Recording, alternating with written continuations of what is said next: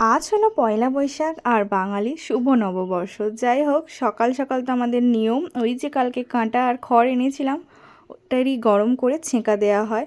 এই যে শাশুড়ি মা ছেঁকা দিয়েও দিল, এই সবে মাত্র ঘুম থেকে উঠেছি, চোখ মুখটা তো এরকম ছিল। আর আজকে টিফিনে বানিয়েছিলাম চাউমিন। ননদ তো কাল রাতেই এসেছে, সেটা তোমাদের সাথে আর শেয়ার করা হয় না। তারপর আর কোনো ভিডিও ক্লিপ নিইনি, প্রচুর ব্যস্ত হয়েছিলাম রান্নাবান্নার দিকে। আর আজ শাশুড়ি মা আমার আর আমার ননদের জন্য জন্মদিনের খাওয়ান দাওয়ানের আয়োজন করেছে, কেননা বৈশাখ মাসে আমাদের দুজনের জন্মদিন। তাই ও যেহেতু এসেছে আর হয়তো আসতে পারবে না কাজের জন্য, তাই দুজনের একসঙ্গে বার্থডেটা আজকে সেলিব্রেশন হচ্ছে। ছোটোখাটো মানে মায়ের মতো করছে। পরে তো পয়লা বৈশাখ বলে সবাই নতুন জামা পরেছি আর সবাই একটু ভিডিও করে নিয়েছি, প্লাস ফটোও তুলছি। আর মেয়ে তো আমার খুব খুশি, কারণ ওর পিসি এসেছে তাই।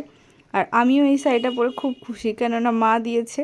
তারপরে সবাই খেতে বসে পড়েছে, সবাই খালি গায়ে বলে প্লিজ কমেন্ট করো না বাজে, গরমের জন্য তো তাই। আর আজকের মেনুতে ছিল বিরিয়ানি স্পেশাল মায়ের হাতে, তার সাথে ছিল স্যালাড, আলু ভাজা, চিংড়ি মাছের মালাইকারি, মাছের ঝাল আর চিকেন কষা, আর ছিল চাটনি, পাঁপড়, পায়েস, মিষ্টি।